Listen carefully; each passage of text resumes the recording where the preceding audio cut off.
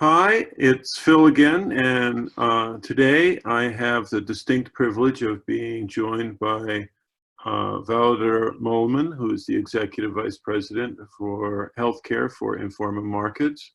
Wouter, thank you for joining us. Thank you for having me, Phil. It's good to see you. So, Wouter lives in Dubai. How are things in Dubai? Things are, I guess, as in many places in the world, gradually improving right now. I've been working from home for the past 2 months, as the rest of our company, and we probably will be for the foreseeable future. But things are gradually improving. The freedoms that we have to move around, go to malls, go to public parks, is gradually being eased. So I think people are optimistic that we're moving in the right direction. Okay, that's good news. I know that Dubai has a reputation for heavy testing, so you're lucky. Informa is, of course, well known for its events and exhibitions and meetings, Arab Health and many around the world, and the United States, FIME. I think Arab Health was the last big medical show that occurred in the world. However, FIME has been delayed. What do you think is the future of, or how long do you think this pandemic will delay exhibitions? Yeah, that's the $1 million question, of course, Phil. We've been very lucky from a selfish point of view, that is, to be able to run both Arab Health and the week after that MedLab Middle East, both in Dubai here, pretty much as normal. I remember quite clearly that on the third day of Arab Health, the news of the very first COVID-19 case being announced here in the UAE. And that had not so much an impact on Arab Health, but we did notice a little decline in visitor numbers the week after that at MedLab Middle East. But we've seen then gradually questions being asked on whether gatherings of this scale should happen still. And then it was the third week of February that there was a true wave of cancellations of really leading events. You're talking the largest automotive shows, watch shows, real estate shows that were supposed to happen across Europe. And that literally in a matter of days, all got canceled. The Mobile World Congress, I'm not sure to what extent that's reached the US media, but that was probably the first major event that got canceled. So that was really the first thing that hit markets globally. The very first measure that was announced was, well, let's make sure these mass gatherings are no longer taking place. And that's an understandable response. The return to normal, and I'm talking now from a event organizer's point of view, is likely to be a lot more gradual. There's a lot of lobbying going around the world. There are in fact markets where exhibitions of reasonable size have started to take place again. They look quite different, and there's a lot of measures that are put in place for them. But this is going to be a rather gradual path, we would expect. As Informa, yes, we have postponed and in some cases cancelled events and postponed to the last quarter of the year. And that is our expectation, that we should be able to gradually start running events again at some stage then. This is down to two things. It's first of all around permission. And with permission, I mean permission from local authorities. Can we run events again? We like to call them organized gatherings now to distinct them from mass gatherings. It is about bringing people together in venues where you're able to control traffic flow, where you're able to control the number of people coming in at any point in time. In that sense, a very different type of event from, say, a large sports event or from a concert, for that matter.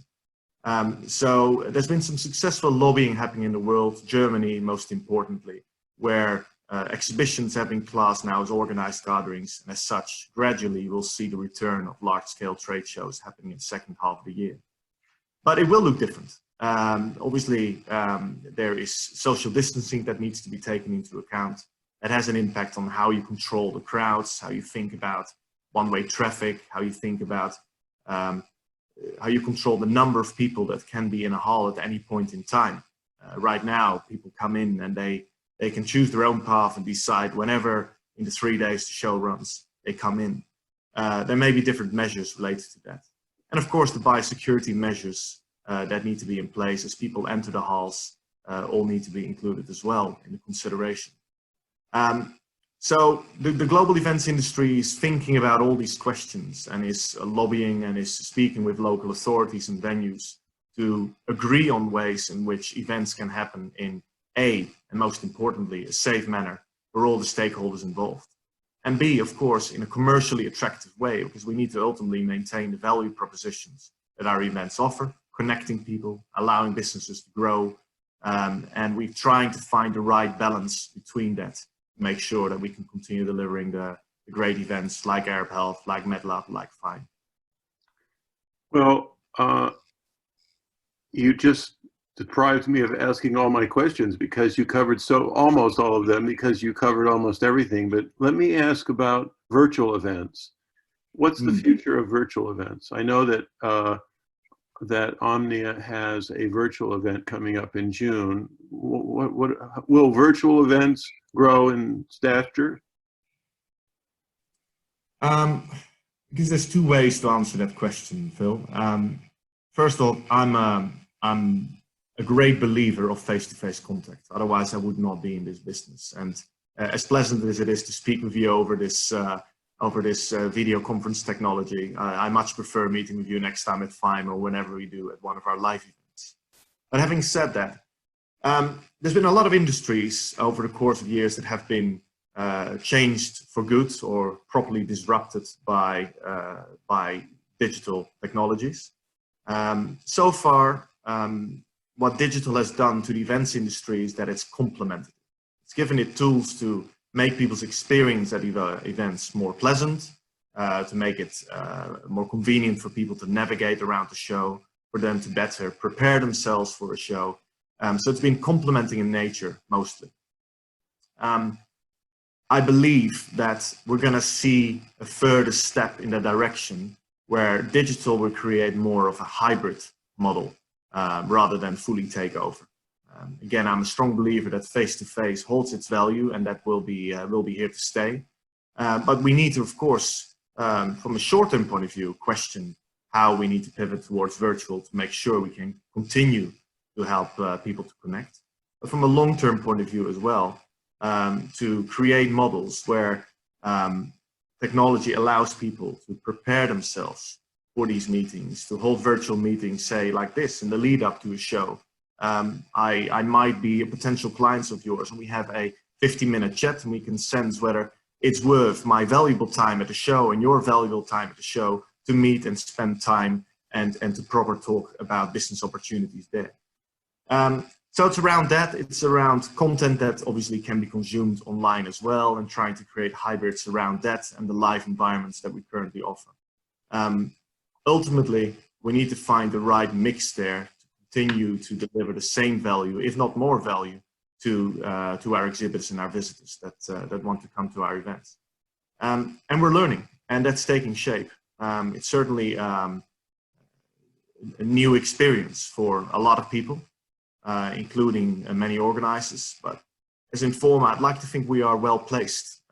We have been talking for many years about how we want to transform our business from an events business to what we call a market maker, which means we want to be active year-round to serve the verticals that we're strong at, healthcare in this case, really what we call champion the specialist and help them to know more, to do more business, connect more. And that can obviously be done through a multitude of ways, including events, but including data intelligence services, including virtual connection services, conferences, and the likes. Now, Omnia Health Live is very much a direct response to the fact that a lot of exhibitions around the world have obviously been postponed. And as a result, a lot of people have been deprived from opportunities to connect with one another and to keep their business going. And we play an incredibly important part in many industries that we serve. It goes beyond just the business that exhibitors and visitors do with one another. there's a huge multiplier effect to events on the local economies as well that we serve. Imagine the hotels, the airlines, the cities that generate revenues through all of their tourism attractions. The events industry plays a vital part in global economies, and that's kind of the case as well for reviving that. But until we can do so, virtual is obviously the only way forward for the time being. What Omnia Health Live aims to do is to combine two key factors. One is providing attractive content. We have a whole range of CME accredited sessions taking place, both live and on demand. Sessions on the trends, the challenges that we're currently facing in the healthcare sector around the world. So people can dial into that. But aside from that, we wanted to make sure that it is an engaging platform as well. People can only listen, and perhaps their level of engagement would be limited to polls and chats and listening into sessions.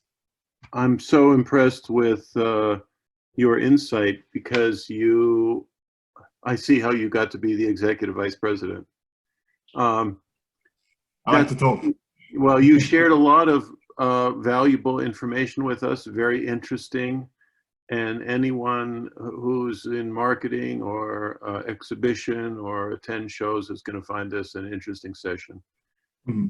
And so, Wouter, tell me a little bit about Omnia Health Live that's taking place in June. Yeah, well, Philip, obviously with events currently being cancelled and postponed around the world, we wanted to give the healthcare community around the world an opportunity to continue to connect with one another and to continue to learn. I mean, that's what our business is all about.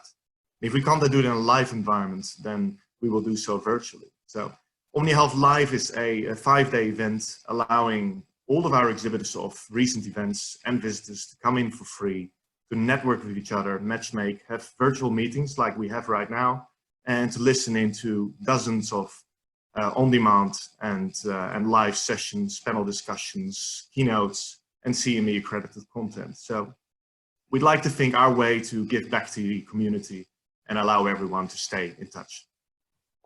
And that's taking place, you say, it's 5 days in June and it's free. It is free, 22nd to the 26th of June, but from the 1st of June we go live so people can start preparing their schedules, sign up for the meetings, and get their meetings in their calendar as well. So I'll have to dial into that. Please so, do. Wouter, this is one of the more interesting sessions I've had, so thank you very much for spending time with me. It's an honor to have you, and like you, I look forward to meeting you in person, because I'm also a face-to-face guy.